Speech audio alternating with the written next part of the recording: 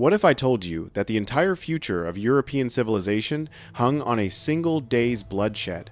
That Christianity itself nearly vanished from the map in 732 AD, erased by an army that had already devoured half the known world?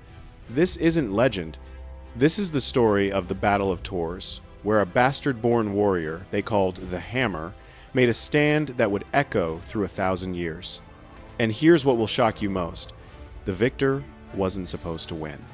Picture this, an unstoppable Islamic empire stretching from the scorching deserts of Arabia to the Atlantic shores of Spain. The Umayyad Caliphate had conquered in just 1 century what took Rome 400 years to build. Cities crumbled, kingdoms evaporated like morning mist. The cross retreated before the crescent moon, and Christian Europe trembled on the brink of extinction. By 711, Muslim warriors had crossed the Strait of Gibraltar like a tidal wave crashing onto Iberian shores. The Visigothic kingdom, which had ruled Spain for centuries, collapsed in mere months, not years, months.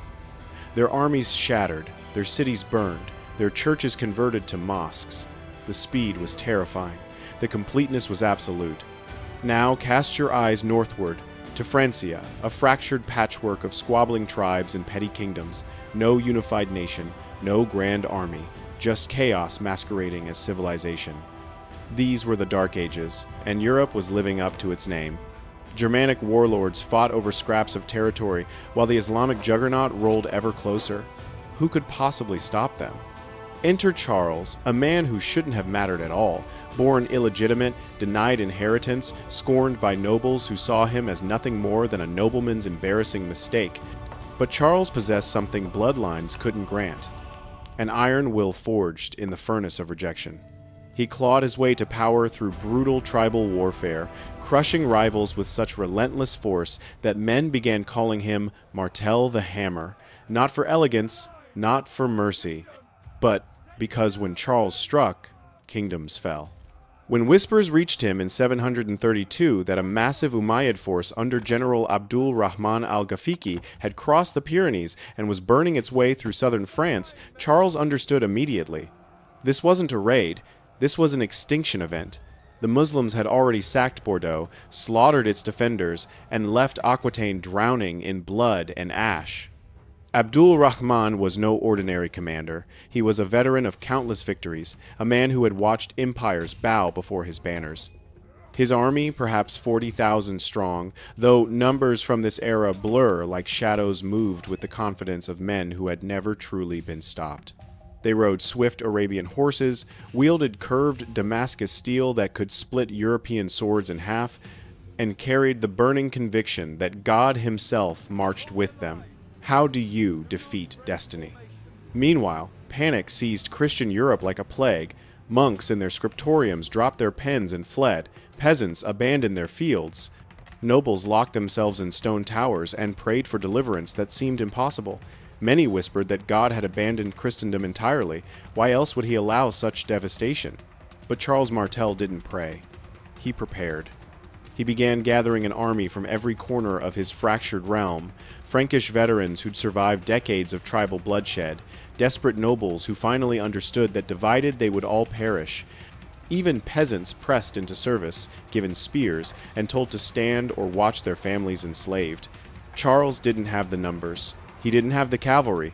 He didn't even have the blessing of a legitimate crown. What he had was something far more dangerous, a plan. By autumn 732, Charles had positioned his forces near Tours, a city that housed the tomb of Saint Martin and symbolized the heart of Christian learning in Francia. But Charles didn't choose this ground for symbolism. He chose it because the terrain itself would be his greatest weapon. You see, the Umayyad cavalry was the most devastating military force of its age. Fast, mobile, trained to shatter infantry lines with thunderous charges that left nothing but corpses and terror. On open ground, they were invincible, so Charles refused to give them open ground. He positioned his army on a high, wooded hillside where horses would struggle, where cavalry charges would break against natural barriers before ever reaching his men. His infantry, lacking horses, lacking mobility, lacking everything except raw courage, locked their shields together and planted their spears into the earth. They formed what would become legendary. the Frankish shield wall, an immovable fortress of wood, iron, and human determination. And then they waited. For days, the two armies stared at each other across that cold autumn landscape. Muslim campfires glittered across the plains like fallen stars. The Umayyad soldiers could see their enemy clearly, a ragged force of farmers and fighters who seemed to have no business challenging an empire. Surely, they thought, these Franks would break at the first charge. Abdul Rahman faced a terrible dilemma. His cavalry was everything, his sword, his strategy, his path to victory. But Charles had neutralized it with terrain alone. To charge uphill through wooded slopes would mean sending his horsemen into a meat grinder where their speed meant nothing. Yet to wait meant allowing Charles to grow stronger as more Frankish reinforcements arrived each day. The Muslim commander had conquered kingdoms by decisive action, but now indecision poisoned his camp. For nearly a week, the armies watched each other. Scouts clashed in brutal skirmishes at the edges of the battlefield. Rumors swirled through both camps.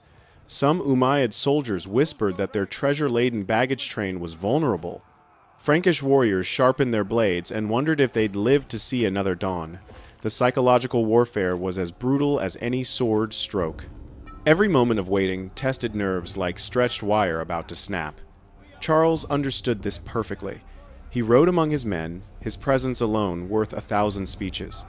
"Hold the line," he commanded, his voice carrying the weight of absolute conviction. "Stand firm, and today we fight not just for ourselves, but for every soul in Christendom. Break, and our children will grow up as slaves under foreign gods." Can you imagine that pressure? Knowing the entire future balanced on your shield arm? Finally, Abdul Rahman could wait no longer. His cavalry grew restless, his supplies dwindled, and the momentum that had carried them across continents was dying in a French field. He made his choice. He would unleash the storm and trust in the power that had never failed him before. At dawn, the Umayyad cavalry formed their ranks. Thousands of horsemen in glittering mail, their curved swords catching the pale sunlight, their banners snapping in the cold wind. They began to move. The sound alone was apocalyptic. Imagine thousands of hooves striking the earth in rhythm, building to a crescendo that made the ground itself tremble. Dust rose in choking clouds, the air filled with war cries in Arabic, passionate shouts of Allahu Akbar, mixing with the thunder of the charge. From a distance, it must have looked like the wrath of God himself, racing toward those Frankish farmers standing on their hill. This was the weapon that had crushed the Visigoths, that had swept aside every army from Arabia to the Pyrenees. Nothing had withstood it. But Charles's men didn't run. They tightened their formation until shields overlapped with no gap visible. Spears angled forward like the quills of some massive iron beast. Men whispered final prayers, gripped their weapons until knuckles turned white, and prepared to meet the charge. The moment stretched like an eternity, and then the storm hit the mountain. What happened next would determine whether Europe remained Christian or became something else entirely. The collision was cataclysmic. Horses and men crashed into the shield wall with force that should have shattered any defense. The sound steel striking wood, screams of men and animals, bones breaking created a hellish symphony that echoed across the countryside. Umayyad riders swung their deadly curved swords downward, hacking at helmets and shoulders, trying to split the Frankish line through sheer violence. Some shields splintered,